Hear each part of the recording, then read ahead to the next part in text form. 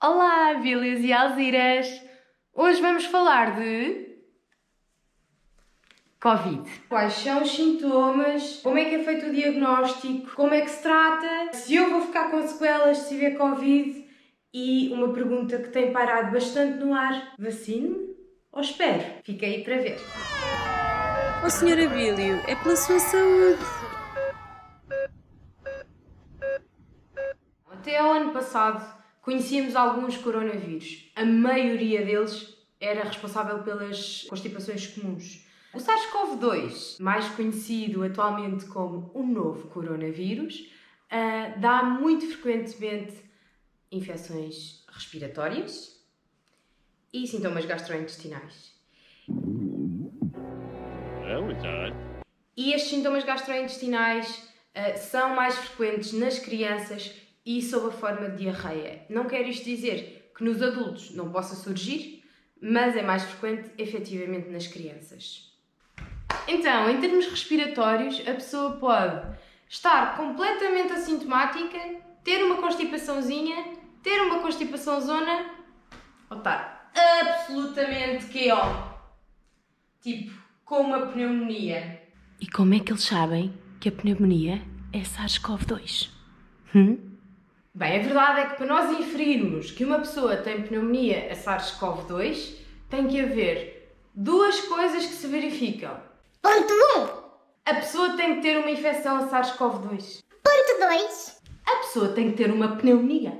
Existem certos micro-organismos que infectam determinados órgãos do nosso corpo que têm um padrão de infecção e um padrão de lesão desse órgão que é específico e que nós já conseguimos reconhecer. O Covid é um deles. E como é que nós sabemos que a pessoa tem uma infecção a SARS-CoV-2? Bem, na verdade, isto já está amplamente difundido pelos meios de comunicação social e, basicamente, na maioria das vezes, é através daquela zaragatua, aquele cotonete gigante que introduzem nas narinas, em cada uma, e depois na garganta e, idealmente, se a pessoa tem o vírus vem atrás. Depois, o conteúdo deste cotonete ou desta zaragatua é posto numa máquina que consegue reconhecer basicamente se está lá vírus ou se não está lá vírus. E se a máquina der que está lá o vírus, é porque está lá o vírus! Os falsos positivos são muito raros. Depois há também os testes rápidos, que a maioria das vezes são também feitos por zaragatua, e eles são menos fiáveis, eles dão mais falsos negativos. Por isso, se houver uma alta suspeita de que aquela pessoa pode ter Covid, normalmente não se confia naquele negativo, se for negativo. Se for positivo, confia. Existe também aquilo que nós chamamos de testes serológicos, que avaliam se nós temos anticorpos, se não temos anticorpos, se os anticorpos que temos são de uma doença recente ou de uma doença passada. É importante dizer que nem toda a gente que esteve infectada fica com anticorpos. Quando existem sintomas, os sintomas mais comuns são a febre, acima de 38 graus. 37 não é febre. A tosse, que geralmente é seca. A falta de cheiro ou de paladar. Garganta irritada e dor de cabeça. Então, os vírus são conhecidos por potencialmente afetarem montes de órgãos e sistemas. E é por isso que este tanto pode dar uma diarreia, como tosse, como o nariz entupido. Depois há outros sintomas que são mais raros e ainda bem, porque também são muito estranhos, que são mais do foro neurológico. Por exemplo, há quem relate ter tido tonturas, desequilíbrio, convulsões e muita gente relata também uma lentificação na fala e a andar, como se sentisse o corpo pesado. E é isso que nós chamamos de lentificação psicomotora. Em todo o caso, sabemos que a médio prazo, pelo menos a médio prazo, há gente muito nova que fica com cansaço e intolerância ao esforço físico, pessoas que anteriormente eram atletas e que não tinham doença nenhuma, eram completamente saudáveis e que continuam com intolerância ao esforço físico. Só uma nota geral. Se uma criança, a seguir a uma infecção Covid, estiver muito prostrada, com muito mau estado geral e aparecer com manchinhas na pele, é para ir à urgência, pais. Fiquei infectada com o coronavírus. Como é que eu trato? basicamente não trata o coronavírus, trata os sintomas do coronavírus. Se eu tenho febre, tomo um paracetamol ou um ibuprofeno ou alguma coisa que me faça baixar a febre. Se tiver dores de cabeça, idem. Se tiver dores no corpo, idem. E hidrato-me muito. Isto é mesmo importante.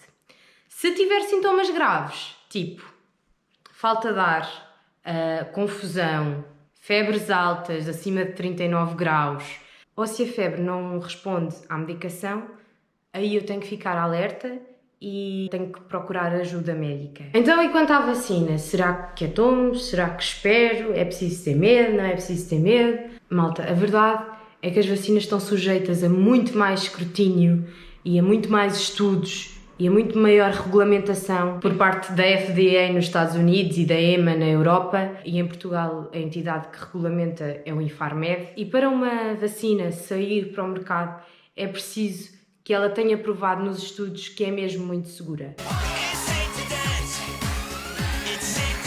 E a verdade é que esta vacina que saiu, estas vacinas que saíram recentemente, foram amplamente estudadas em muitos voluntários, muitos mesmo.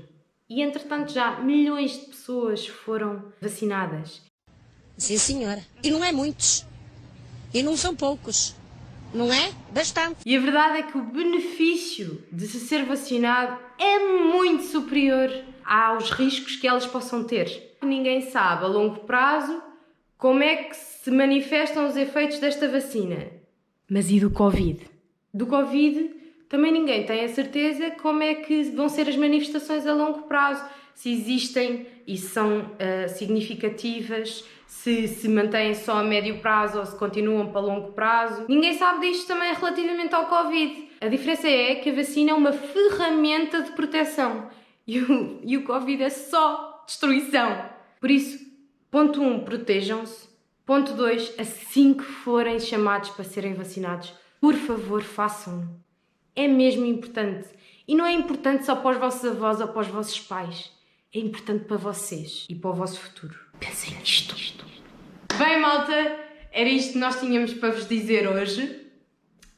Vemo-nos no próximo Médio Ensinamento e pela vossa saúde, protejam-se.